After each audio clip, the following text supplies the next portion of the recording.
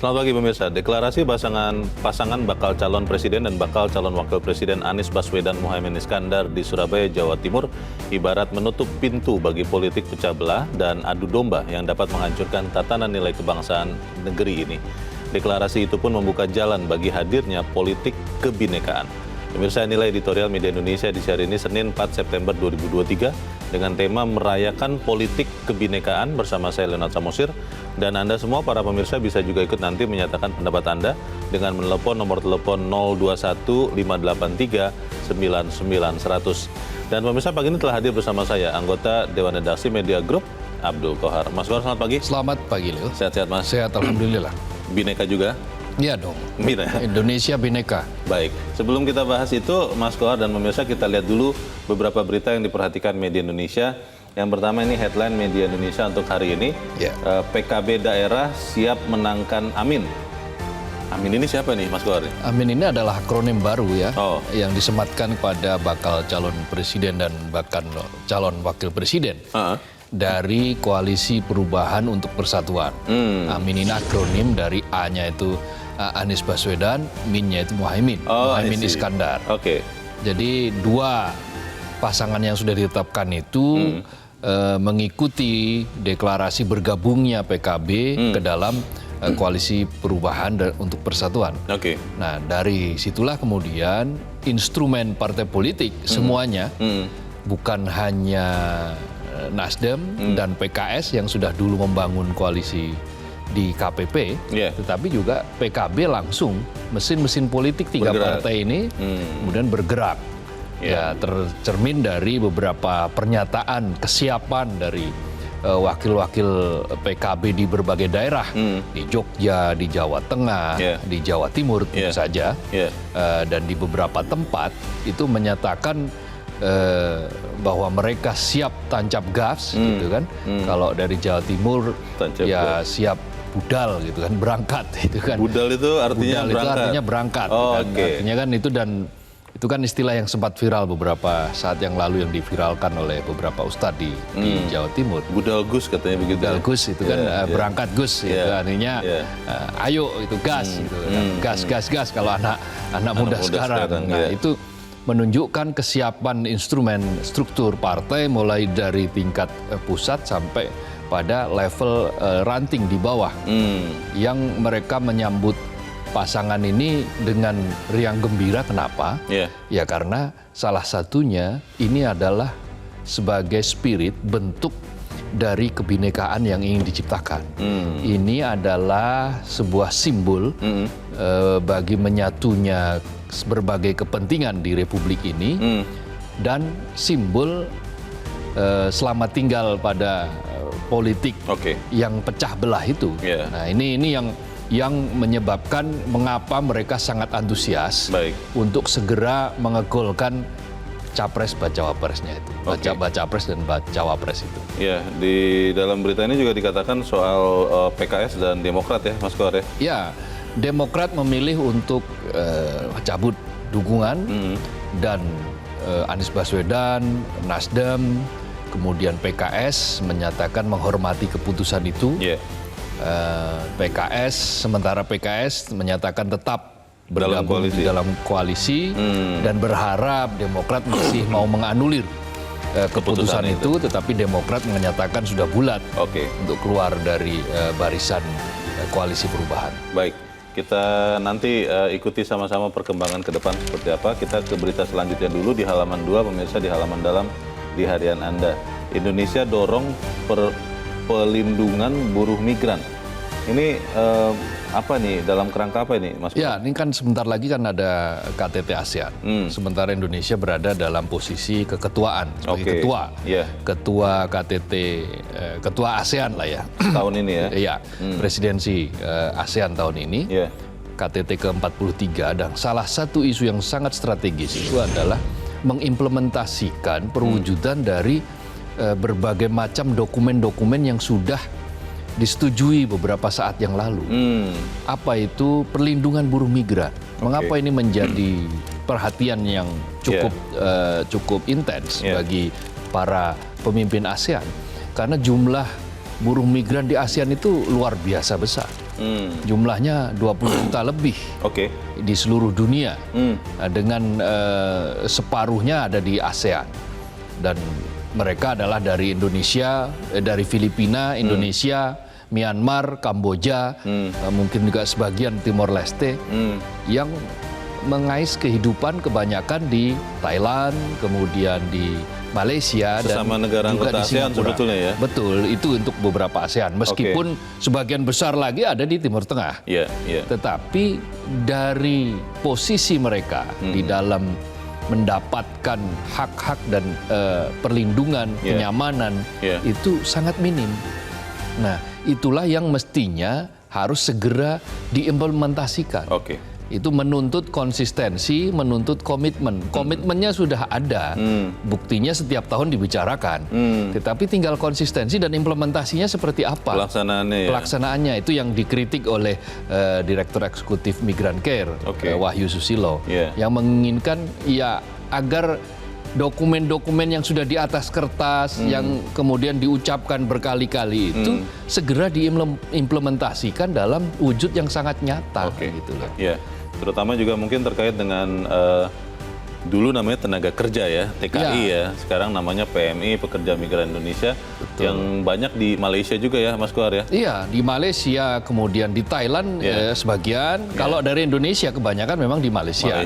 Nah, ini yang harus segera diberikan perlindungan yang sangat nyata karena ratusan dari mereka ini setiap tahun menghadapi situasi yang sangat tidak nyaman. Baik. Apakah itu penyiksaan dan seterusnya. Kita tunggu nanti berarti KTT ASEAN ini benar-benar bisa memaksa pelaksanaannya ya dari semua komitmen yang sudah ada tertulis. Kita ke berita selanjutnya di halaman 3 di kolom pemilu 2024, pemirsa. Ini beritanya mengatakan Mas Kohar puncak hoax pada Februari 2024. Ya. Kan Februarinya sudah mencoblos itu. Puncaknya akan ada di situ atau bagaimana itu? Ya kan menjelang pencoblosan tanggal 14. Lalu ada kampanye. Nah biasanya pada saat-saat menjelang pencoblosan, menjelang pemilihan itu banyak sekali beredar informasi-informasi palsu. Informasi-informasi yang di dalamnya sengaja dibuat untuk ya supaya orang tidak memilih calon tertentu dan memilih calon yang dikehendaki. Itu termasuk kampanye hitam tuh ya? Iya. Kalau hoax jelas itu kampanye hitam. Itu bukan negatif campaign, itu negatif campaign boleh. Kalau negatif campaign tidak masalah. Negatif campaign itu memberikan fakta yang mungkin akan merugikan melemahkan lawan, tapi tetapi itu fakta. Berdasarkan fakta-fakta. Bukan bohong, bukan rekayasa, bukan tetapi hoax. Kalau hoax itu adalah kebohongan.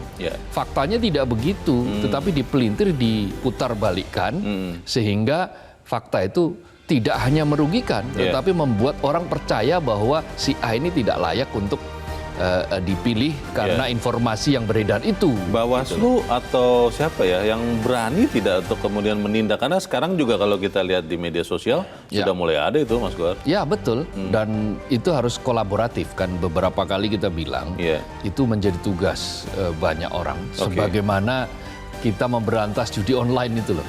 Itu kan kalau kita blokir satu, itu nanti akan tumbuh 100, muncul lagi 1000. Pakai platform yang lain. Dengan platform yang lain, dengan nama yang berbeda. Tapi terus bermunculan. Nah, kalau kolaboratif spiritnya itu bagus, semua melawan hoax, maka ya lambat laun orang yang mengedarkan hoax itu sendiri akan kelimpungan gitu. Kita harap juga kecerdasan kita semua ya untuk berhati-hati dengan yang katanya informasi, yang katanya fakta, tapi ternyata itu kebohongan. Kita tinggalkan berita itu, kita ke editorial pemirsa pada hari ini diberi judul Merayakan Politik Kebinekaan. Ini kenapa kemudian yang dikedepankan adalah politik kebinekaan? Bukankah memang kita ini sudah bineka juga sebetulnya, Mas Kohar? Betul. Tetapi pengalaman 2 kali pemilihan presiden itu menyebabkan polarisasi yang sangat tajam di kalangan masyarakat. 2014 orang berada dalam 2 kubu yang berhadap-hadapan. Nah, 2019 orang dihadapkan lagi pada 2 kubu. Masih sama tuh ya? Betul. Bahkan hanya 1 tahun setelah pemilu presiden 2014 itu mulai muncul istilah cebong dan kampret. yang kemudian berlanjut terus, bahkan istilah itu kemudian dimodifikasi dari kampret menjadi kadrun gitu kan. Orang mengatakan ada lagi cebong, kadrun gitu kan. Yang dipelihara sampai hari ini, sampai detik ini. Nah, apa yang terjadi dalam deklarasi kemarin di Surabaya minggu yang lalu, itu sebetulnya sebagai simbol untuk kita menutup buku lama yang memecah belah itu. Politik yang memecah belah, politik yang tidak bermartabat, politik yang dibangun atas dasar kebencian, atas dasar sendi-sendi yang membedakan orang, itu berdasarkan hanya pilihan politik. Betul. Maka diubah menjadi selamat datang politik kebinekaan. Politik yang menghargai keragaman. Politik yang Anda berbeda boleh dengan saya, tidak perlu harus bermusuhan, tidak perlu harus saling mengejek, apalagi saling melempar informasi palsu, katakanlah tadi yang kita sebut sebagai hoax misalnya. Nah, demokrasi yang beradab, demokrasi yang bermartabat inilah yang hendak dijunjung tinggi, yang diikhtiarkan supaya ini menjadi tekad semuanya. Bukan hanya tekad satu koalisi saja, tapi ini menjadi tekad semuanya. Kita harus berubah dari politik kebencian menuju politik kebinekaan. Pertanyaan besarnya, Mas Kohar, apakah memang tadi seperti permasalahan sebelum ini yang kita bahas, aturan tertulisnya sudah banyak, sama-sama sudah tahu, tapi pelaksanaan di lapangannya kan sering membuat kita akhirnya melupakan bahwa ada kebinekaan di Indonesia. Pertanyaannya, apakah politik kebinekaan ini benar-benar bisa dirayakan? Kita akan bahas itu. Dan pemirsa, nilai editorial Media Indonesia untuk hari ini, Senin 4 September 2023, merayakan politik kebinekaan.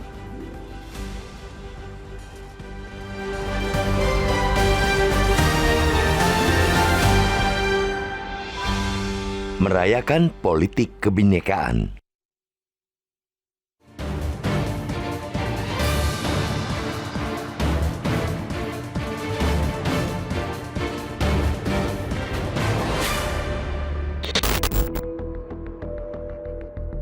Deklarasi pasangan bakal calon presiden atau baca pres, bakal calon wakil presiden atau bacawa pres, Anies Baswedan Muhaimin Iskandar di Surabaya, Jawa Timur, Sabtu 2 September lalu, ibarat menutup pintu bagi politik pecah belah dan adu domba yang dapat menghancurkan tatanan nilai kebangsaan negeri ini.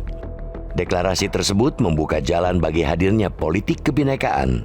Ketua Umum Partai Nasdem Surya Paloh, baca pres dan bacawa pres dari Koalisi Perubahan untuk Persatuan atau KPP, menyatakan siap menjadi pasangan kebinekaan, pasangan yang dapat menyatukan seluruh masyarakat pada pemilihan presiden 2024 mendatang. Deklarasi tersebut juga menghapuskan kekhawatiran banyak pihak jika pemilu 2024 kembali menghadirkan dua pasangan. Wajar jika kekhawatiran itu muncul, sebab seiring semakin dekatnya pendaftaran bakal calon presiden dan wakil presiden pada 19 Oktober sampai dengan 25 November 2023, belum satu pun baca pres mengumumkan pasangannya. Yang ada justru kasakusuk di antara partai-partai politik menawarkan bacawa pres mereka. Dansa-dansi elit politik pun kian marak untuk menggalang dukungan politik. Kepastian baca pres Anies Baswedan dan Muhaimin Iskandar yang diusung Partai Nasdem dan Partai Kebangkitan Bangsa atau PKB atau Koalisi Perubahan untuk Persatuan atau KPP yang juga diisi Partai Keadilan Sejahtera atau PKS otomatis telah menggugurkan rivalitas politik yang terjadi pada pemilu 2019 silam. Kita tidak ingin rivalitas politik yang begitu panas pada pemilu 2019 dan memecah belah masyarakat dengan panggilan cebong dan kampret terjadi lagi dalam pemilu kali ini. Adanya deklarasi ini menjadi bukti jika Nasdem dan PKB sama-sama ingin menghindari terjadi lagi polarisasi politik. Di sisi lain, deklarasi Anies Baswedan Muhaimin Iskandar juga menimbulkan kekecewaan pada beberapa pihak yang merasa ditinggalkan. Namun ini harus dimaknai sebagai bagian dari proses demokrasi di tanah air. Apapun bisa terjadi selagi belum ada deklarasi. Ibaratnya, masih ada peluang sebelum janur kuning melengkung. Kata orang-orang yang tengah kasmaran, janganlah lagi sakit hati tersebut dijadikan peluang untuk kembali memecah belah dan mengadu domba warga negara, termasuk menjelek-jelekan baca pres atau bacawa pres tertentu. Rakyat sudah lelah dengan rivalitas politik. Ditetapkannya Muhaimin Iskandar sebagai bacawa pres Anies Baswedan bukan merupakan kiamat bagi pihak lain yang mengincar posisi tersebut. Silakan urun rembuk dan negosiasi politik dengan partai pengusung baca pres lainnya.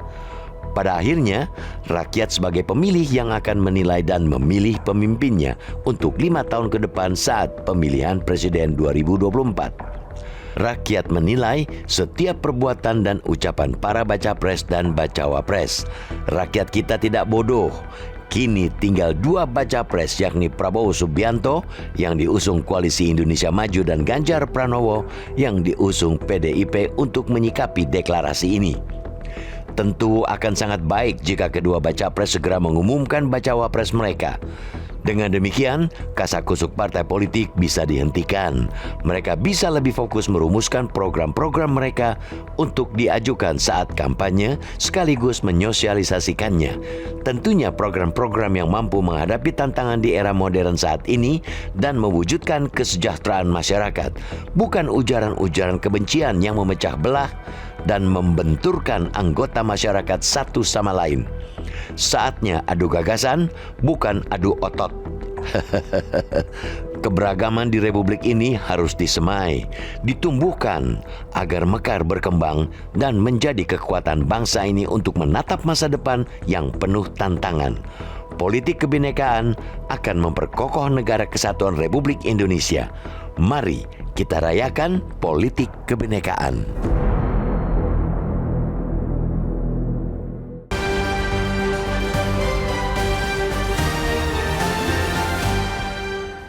Di bagian berikut Anda bisa ikut menyatakan pendapat Anda terkait editorial pagi ini. Pemirsa, untuk saat ini tetaplah bersama kami.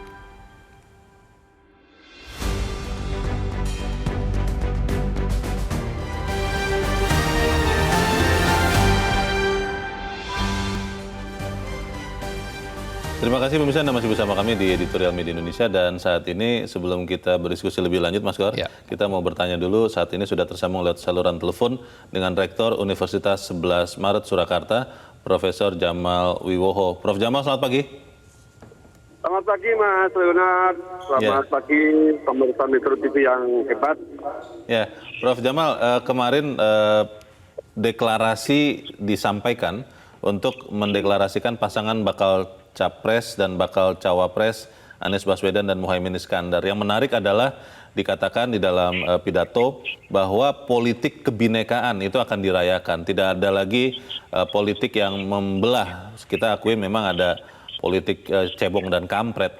Kalau Anda lihat sebetulnya pernyataan sikap ini benar-benar akan efektif membuat kemudian tidak ada lagi pembelahan di dalam kontestasi presiden di 2024. Atau ini memang baru sebatas niatan saja, Prof? Bagaimana Prof. Jamal? Baik, kalau kita melihat perkembangan dari suhu politik di Indonesia, utamanya di bulan September menjelang bulan Oktober ini kan bulan-bulan di mana perpolitikan kita penuh dinamika. Utamanya adalah saat di mana calon presiden mencari pasangannya. Kita ketahui bersama-sama bahwa 3 calon presiden yang sudah ada, Pak Ganjar, Pak Prabowo, dan Pak Anies, nampaknya saling berebut pengaruh, begitu ya.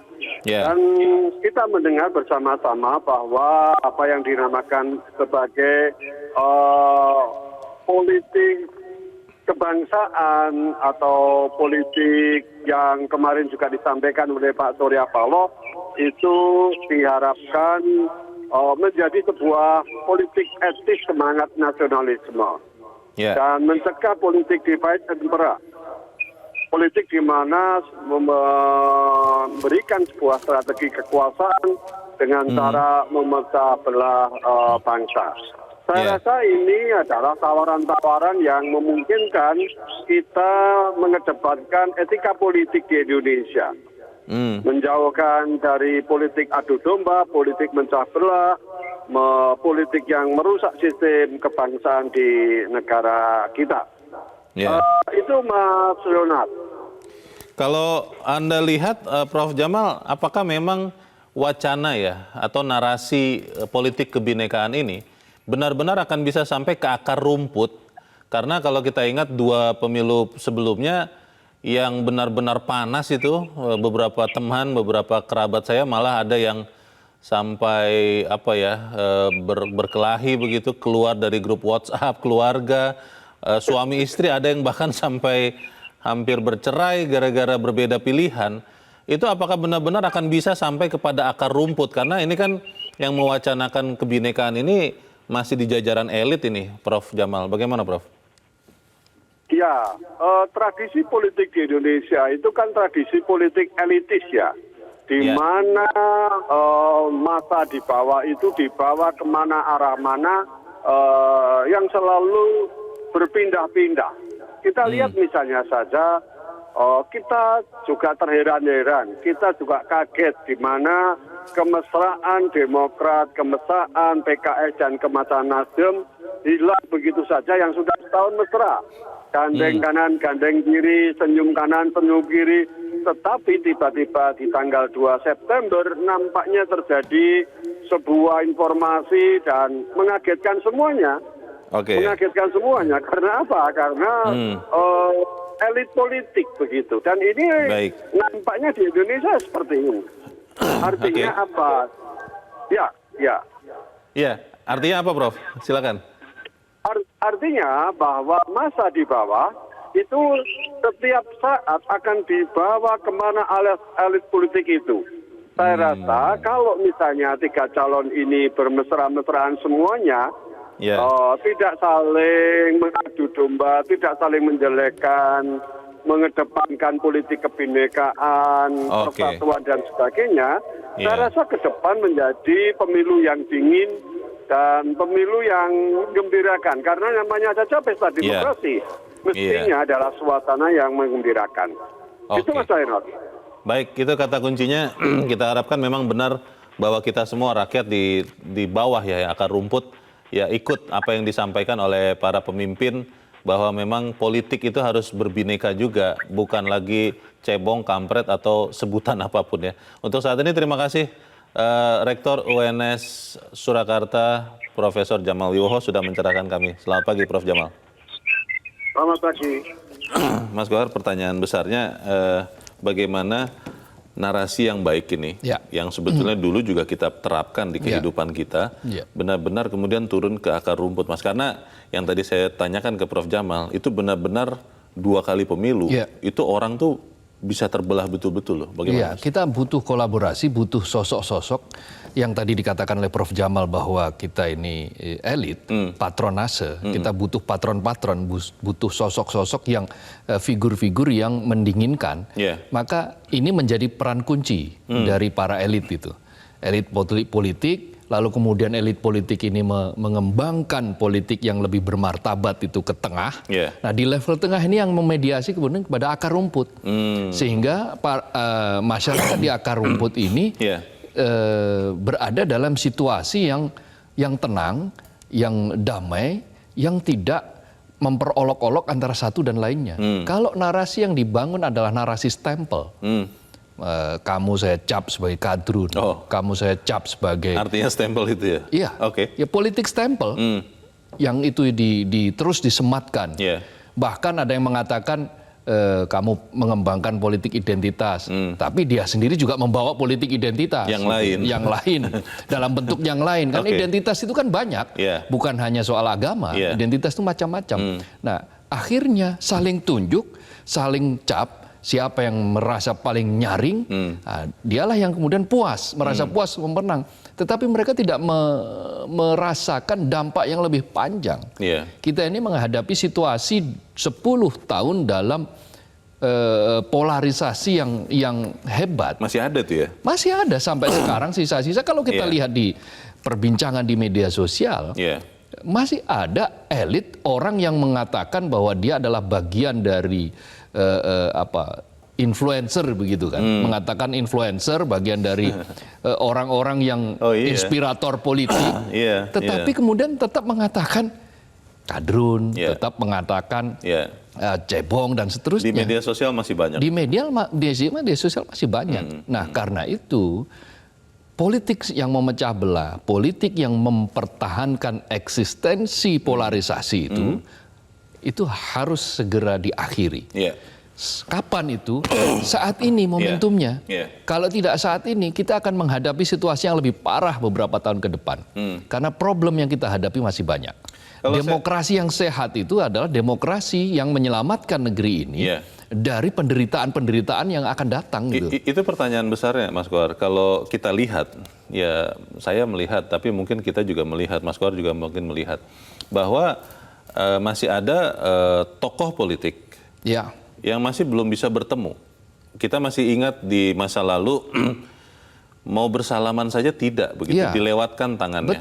Dan ini kan catatan ini masih ada di dalam pikiran kita, sehingga kalau kita melihat bahwa paling elit ini masih belum bisa bicara seperti saya dan Mas Kohar, kan akhirnya menjadi tanda tanya, benar tidak sih kebinekaan ini benar-benar disampaikan oleh partai manapun?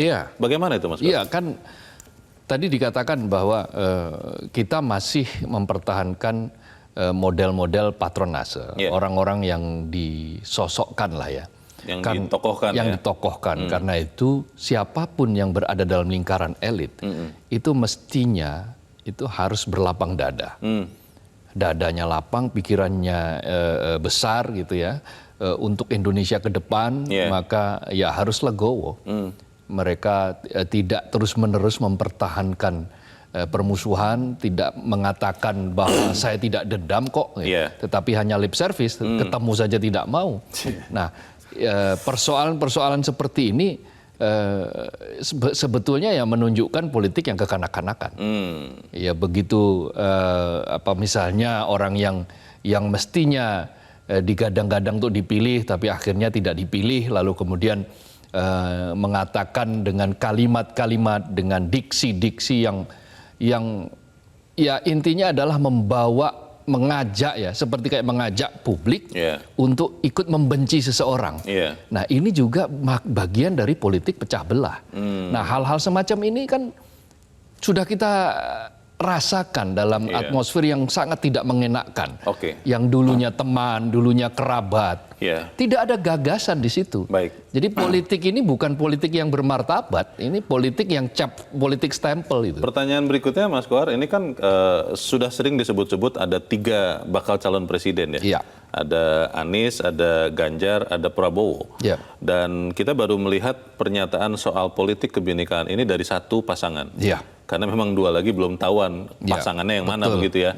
Nah, apakah kemudian gagasan yang baik ini juga bisa dibawa oleh pasangan yang lain? Karena kalau hanya satu saja mungkin pengaruhnya tidak terlalu berdampak. Kita harus jeda dahulu, Mas Kohar, dan pemirsa tetap bersama kami. Editorial Media Indonesia segera kembali.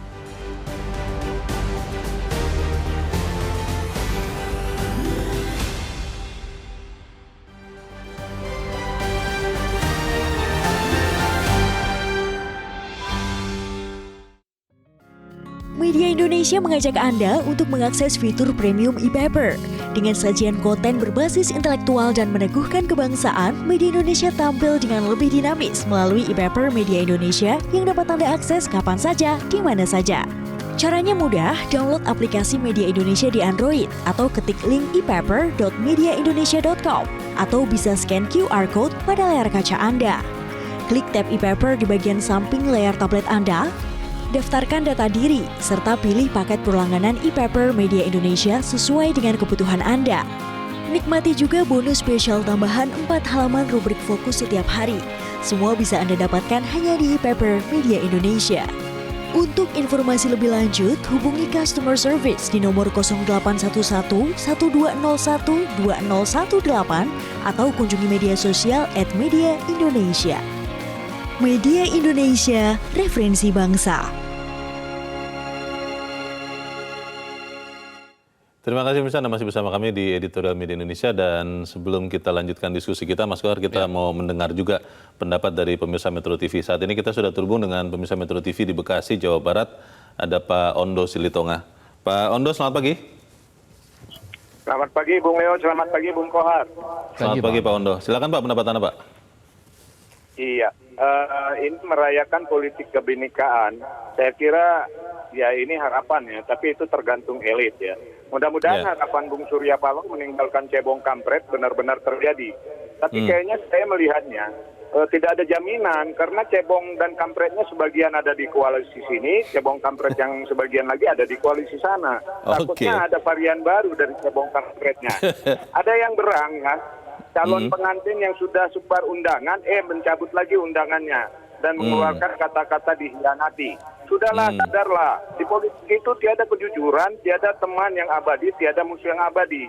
Faktanya KIB bubar, KIR ganti nama. Kenapa sih mesti meradang gitu loh? Perihal kebinekaan sepertinya belum bisa dipegang, karena bisa saja cuma 2 capres nanti yang maju. Kalau 4, sulit kayaknya tuh Demokrat bikin satu lagi. Untuk apa sih bikin satu lagi, buang duit, capek tapi kalah, kan gitu pasti ke sana berpikirnya. Dan pertanyaan saya, kata SBY ada menteri aktif yang menghubungi mereka untuk membuat koalisi baru, P3, Demokrat, PKS.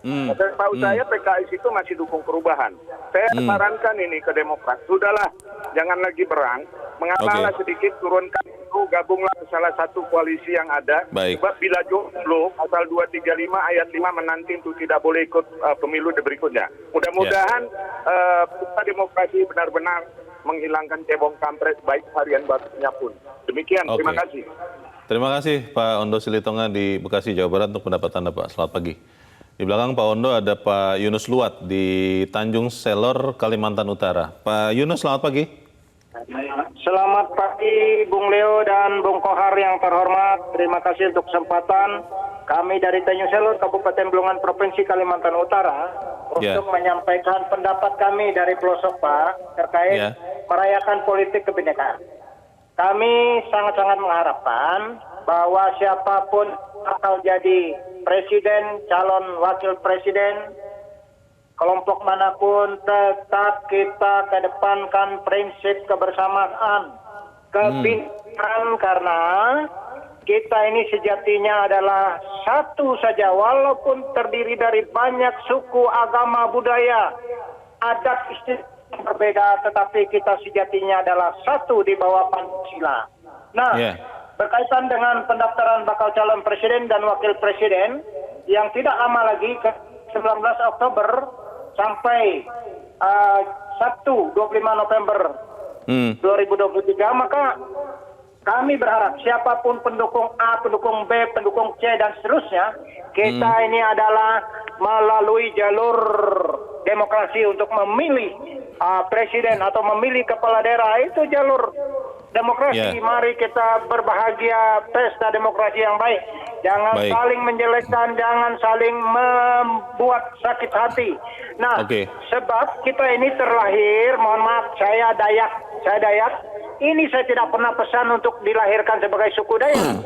Tapi kita dilahirkan karena memang kehendak Tuhan. Mari kita perkuat kebersamaan, penyatuan kita. Jangan kita perbesar perbedaan. Tetapi pilihan boleh beda. Tapi kalau sudah ada yang terpilih, kita dukung bersama.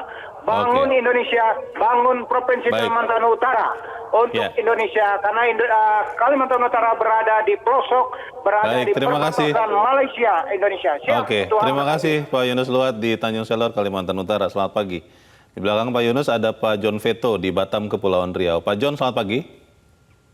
Selamat pagi Bung Leo, selamat pagi Mas Kohar. Salam sehat selalu ya. Salam sehat. Silakan Pak John.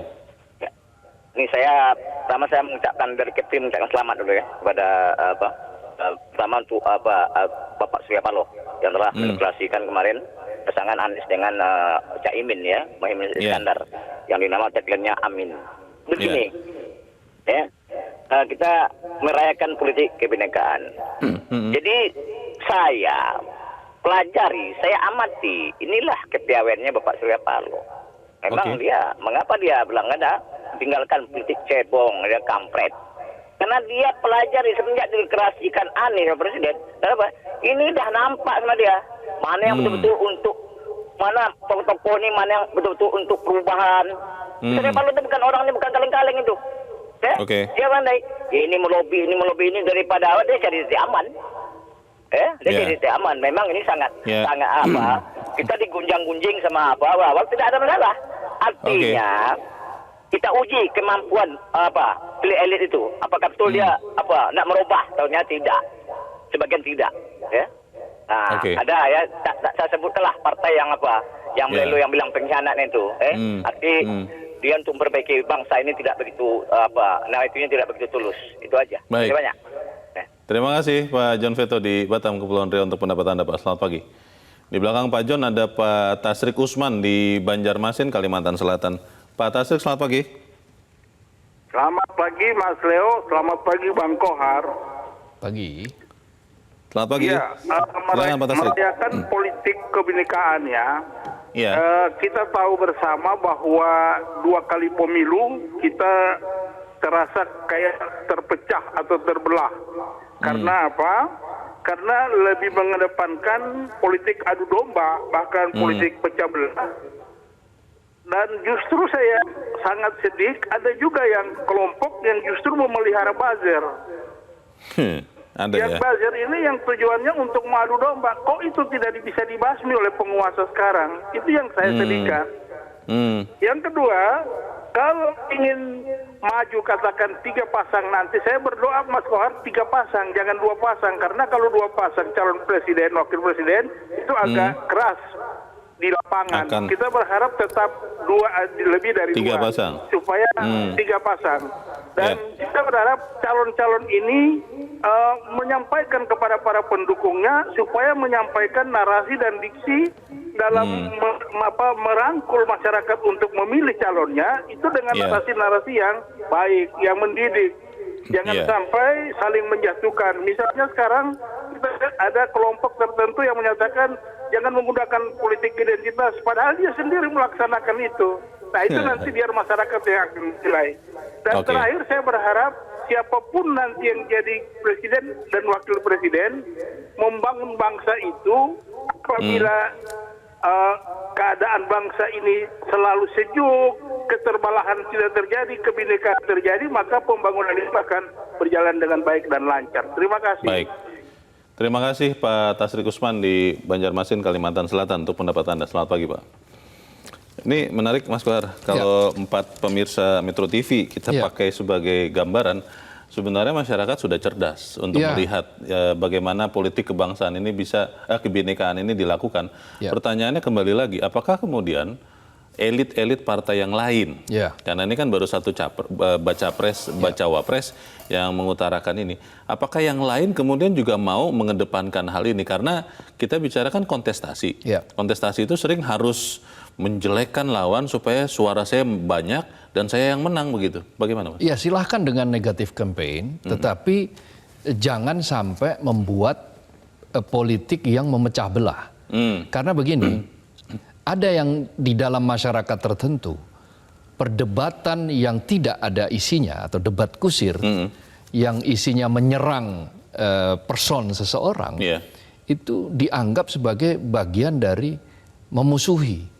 Sehingga bagian dari permusuhan atau bagian dari menantang. Itulah mengapa kalau ada orang menyatakan ujaran-ujaran yang sifatnya itu sangat keras, di kita belum bisa diterima sebagai bagian dari dinamika. Nah, karena itu para elit sebaiknya menggunakan diksi, menggunakan narasi, menggunakan bahasa-bahasa yang memang ya di dalam kebudayaan kita itu diterima sebagai bagian dari kebudayaan. Bukan berarti menghilangkan esensi perbedaan, karena perbedaan tidak mungkin dihilangkan. Wong di dalam internal saja ada perbedaan, apalagi dengan mereka yang di eksternal, di luar gitu loh. Jadi bagaimana kita menyampaikan gagasan, menyampaikan ide, menyampaikan perbedaan-perbedaan itu, tapi dalam situasi yang memang akademik, dalam situasi yang intelek, dalam situasi yang terjaga narasi dan diksinya, yang sehat, tanpa harus, tanpa harus menyerang pribadi, pribadi-pribadi yang akhirnya nanti anak buahnya ikut, mereka yang di bawah di akar rumput menjadi ikut-ikutan. Seperti penggunaan kamu cebong, kamu kampret itu kan merendahkan derajat kemanusiaan. Itulah kenapa di kita ini kalau orang sudah disetarakan dengan binatang, maka berarti itu kan dia sudah berada dalam posisi yang sangat rendah. Nah, ketika disebutkan kecebong kan binatang, kampret binatang, kadrun kan juga disebut sebagai binatang, kan? Karena kadal gurun katanya seperti itu. Apa salah binatang itu ya? Padahal binatang-binatangnya bagus. Ya, sebutan-sebutan seperti itu adalah sebutan-sebutan yang merendahkan kemanusiaan. Siapapun yang menggunakan hal-hal itu untuk menyerang lawannya, maka sebetulnya dia sudah berada dalam posisi merendahkan manusia. Itu pertanyaannya Pak Ondo tadi kan, Mas Kohar, bahwa Pak Ondo tuh khawatir kalau kemudian nanti ada varian baru. COVID aja kan ada banyak varian. Karena menurut Pak Ondo, karena di sini ada mantan cebong atau masih cebong, dan di situ atau di sini juga ada mantan atau masih kampret. Nah ini bagaimana menghilangkan cebong dan kampret karena sudah 10 tahun loh, Mas Kohar. Ya, bagusnya adalah kali ini kita menyaksikan ada 3 kan.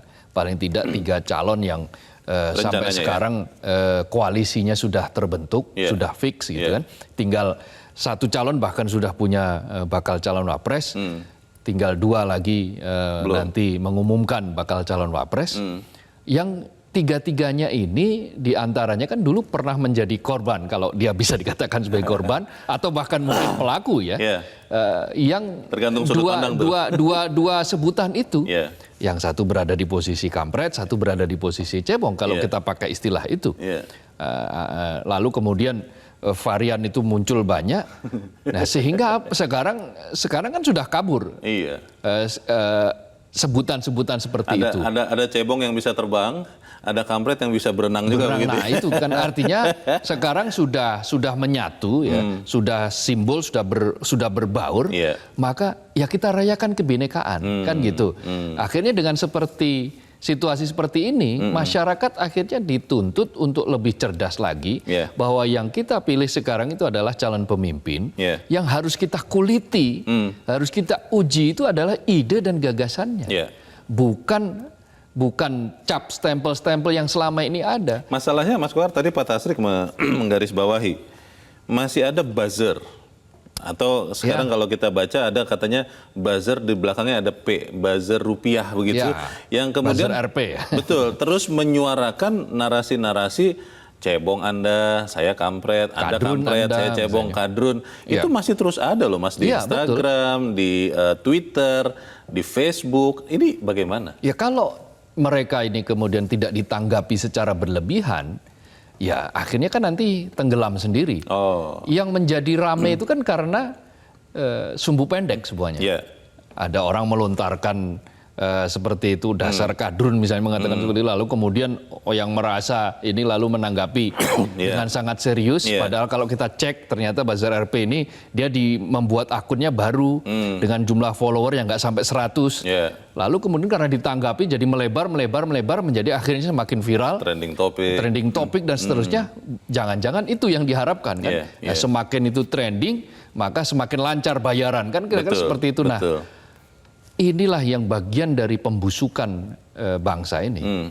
Demokrasi kita ini dibangun bukan berdasarkan hal-hal seperti itu. Kita menghendaki demokrasi ini adalah demokrasi yang bermartabat.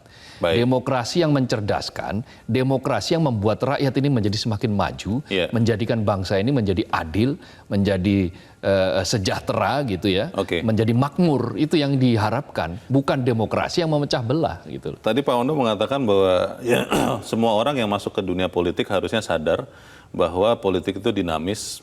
Tidak ada teman abadi, tidak ada lawan abadi, yang ada kepentingan abadi.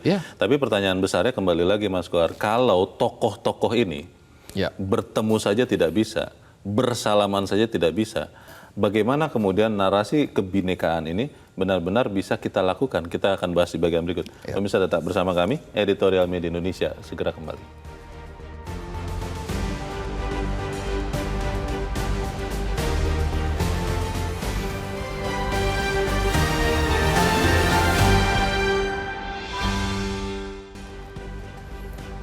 Terima kasih pemirsa, Anda masih bersama kami di Editorial Media Indonesia dan kita ada di bagian akhir diskusi kita pagi ini. Mas Kohar, disebut-sebut bahwa masyarakat Indonesia itu adalah orang-orang yang melihat patron. Ya. Bagaimana tokoh itu bertindak, biasanya akan ditiru oleh masyarakat atau rakyat di akar rumput. Kembali lagi pertanyaan saya dari awal sebetulnya, bagaimana kita bisa meyakini ada kebinekaan? Kalau kemudian tokoh-tokoh bertemu saja tidak bisa, bersalaman saja tidak bisa, sementara di bawah dikatakan bahwa kalian harus bineka loh. Bagaimana Mas? Yang penting adalah salah satu dari katakanlah kalau kita sebut sebagai kubu-kubuan ini, itu legowo. Yang paling tidak rela ya? Ada legawa. Diterjemahkan Mas, karena belum Iya, tentu keikhlasan, ada keikhlasan. Kalaupun toh tidak bersambut itu gayung, tidak menjadi masalah, yang penting dia sudah punya niat baik. Niat baiknya sudah disampaikan. Niat baik sudah disampaikan, sudah diwujudkan dalam bentuk tindakan. Kalau kemudian tidak mau menerima, katakanlah menerima uluran tangan, tidak mau menerima persahabatan, tidak mau bergandengan tangan, publik yang akan menilai kok.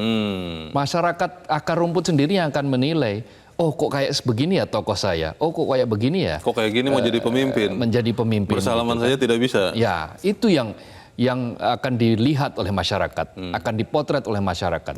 Kalau kita lihat percakapan-percakapan akhir-akhir ini misalnya, kalau ada yang terlalu, katakanlah misalnya terlalu baper di dalam politik, maka masyarakat juga akan mengkritik tokoh-tokoh atau elit siapapun yang gampang baperan. Karena masyarakat kita paham tuh ya?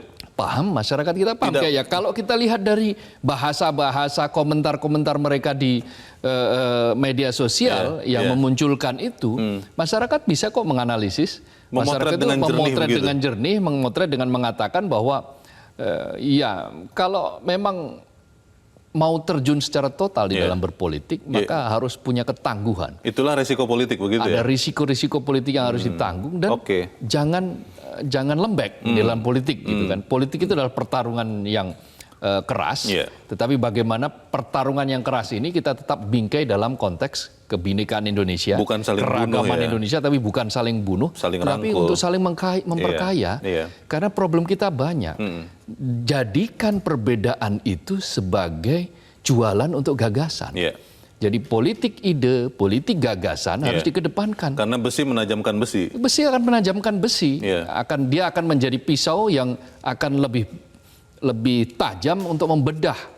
Membedah apa? Membedah problem-problem yang kita hadapi saat ini. Bukan untuk saling membunuh. Bukan untuk saling membunuh. Sebagai pisau analisis itu. Bayangkan Leo, kalau kita punya calon presiden dengan gagasan yang sama sekali berbeda, tetapi masing-masing pihak itu mampu mempertajam, mampu mendetilkan gagasannya itu menjadi planning yang jelas. Masyarakat akan diuntungkan oleh itu. Misalnya gini, kita satu bicara keberlanjutan, satu bicara perubahan. Lalu ada yang bicara tentang bahwa yang bagus akan dilanjutkan, maka yang kurang bagus akan dievaluasi, mengapa menjadi kurang bagus. Siapa yang diuntungkan? Publik, rakyat, masyarakat. Jangan juga muncul dengan ide, kemudian kan ada yang mulai ide begitu tuh Mas. Kalau si ini menang, maka BPJS gratis katanya. Itu kan nggak masuk akal juga begitu kan? Iya, silahkan jual ide katakanlah mungkin nggak masuk akal, semuluk mungkin, biar nanti masyarakat yang bertanya. Masyarakat yang menerima gagasan, menerima ide itu, yang akan men-challenge, akan menantang. Bagaimana caranya? Masuk akal tidak nih? Masuk akal tidak. Bagaimana hitung-hitungannya? Kalau dia tidak bisa menjawab, ya masyarakat nanti akan menilai, ini berarti hanya pepesan kosong. Dan itu akan terwujud nanti di pencoblosan di Februari. Betul. Nah, itu harus ada yang memantik. Siapa yang memantik? Para elit politik. Para anggota koalisi, para anggota poros yang masing-masing mempunyai calon ini, tajamkan di situ. Bicara kemiskinan misalnya, kesenjangan misalnya. Gini rasio kita kan justru naik kita. Kini 0,388. Artinya ketimpangan kita bertambah. Masih menganga. Jurang antara yang teramat kaya dan miskin itu masih menganga. Kita masih memiliki angka kemiskinan ekstrim yang sangat besar. yang jutaan jumlahnya. Bicara jangka pendek, polusi di Jakarta dan sekitarnya, Mas, betul. itu yang harus segera diselesaikan. Nah, bagaimana mengatasi itu misalnya? Bagaimana polusi itu akan diatasi? Yeah. Seperti apa? Misalnya itu untuk Jakarta. Betul. Untuk daerah lain misalnya, bagaimana kekeringan ini diatasi? Yeah. Bagaimana problem pangan ke depan? Yeah. Negara-negara sekarang sedang memproteksi diri mereka masing-masing dengan tidak mengekspor produk pangan mereka. India menyetop ekspor beras. Yeah.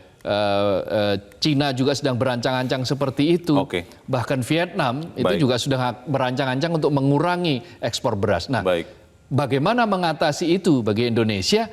Itulah yang harus dijual, bukan cebong, bukan kampret, bukan kadrun, tetapi warna-warni, kebinekaan, keragaman gagasan. Itu yang akan di-challenge oleh masyarakat. Supaya kemudian kita lupa dengan istilah-istilah binatang tadi, saya tidak sebut lagi, tapi kita doakan sama-sama supaya kebinekaan ini benar-benar terjadi. Mas Abdul Qohar, terima kasih sudah hadir di tempat ini. Terima kasih. Selamat pagi, Mas. Selamat pagi, Leo. Pemirsa, keberagaman di Republik ini harus disemai dan ditumbuhkan agar mekar berkembang menjadi kekuatan bangsa untuk menatap masa depan yang penuh tantangan. Politik kebinekaan akan memperkokoh negara kesatuan Republik Indonesia. Mari kita rayakan politik kebinekaan mulai dari diri kita sendiri. Saya Leonard Samosir, terima kasih Anda sudah menyimak editorial Media Indonesia untuk pagi ini. Terus jaga kesehatan Anda, terus jaga nurani Anda. Selamat pagi, sampai jumpa.